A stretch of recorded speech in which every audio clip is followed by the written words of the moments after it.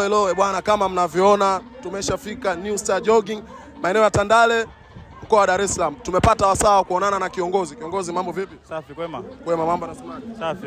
Bwana samahani, tunataka maswali mawili tukuoje wewe kama kiongozi kidogo. Ndio. Bwana, tunauliza swali la kwanza. Kusudio ama lengo la hili bonanza kwenu nyinyi kama New Star Jogging ni nini hapa? Kusudio la bonanza hili kama New Star Jogging tumekusudia kuhamasisha wananchi kuelekea kufanya uchaguzi mwaka huu 2025, kwenda kuwachagua viongozi wakuu akiwemo Mheshimiwa Rais, wabunge, madiwani. Ndio lengo kuu, kuhamasisha wananchi kwenda kufanya uchaguzi. Okay. Lakini pia tuna swali lingine ambalo tunauliza, hizi mbio za kwenu mmezeka kilomita ngapi? Mbio tumepanga mbio rafiki tu, mbio kilomita 8 tu. 8. Okay, tunashukuru kiongozi. Asante sana. Bwana, kama mnavyoona watu wanazidi kumiminika, shara zinazidi kuwa watu wengi.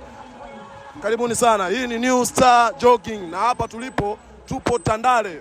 Ipo wapi? Wilaya ya Kinondoni, jijini Dar es Salaam. Karibuni sana, mnakaribishwa kama mnavyoona. Tumepata wasaa wa kuonana na dada.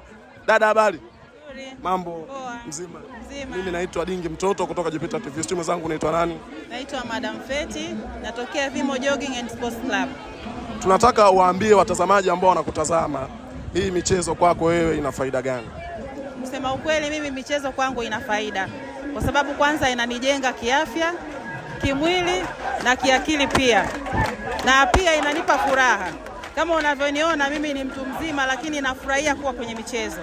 Okay. Na unawaambia nini watu ambao muda huu Jumapili hii wamelala majumbani, unawaambia nini?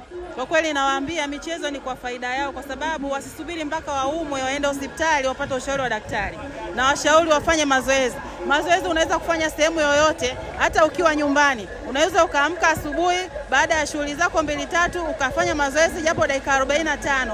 Mazoezi ni kwa faida yako wewe mwenyewe, mazoezi ni afya. Tunashukuru sana, asante sana, tukutakie mazoezi mema. Sana. Kama mnavyoona watu wanazidi kumiminika na huku kuna burudani ambazo zinaendelea, watu wanazidi kutoa burudani.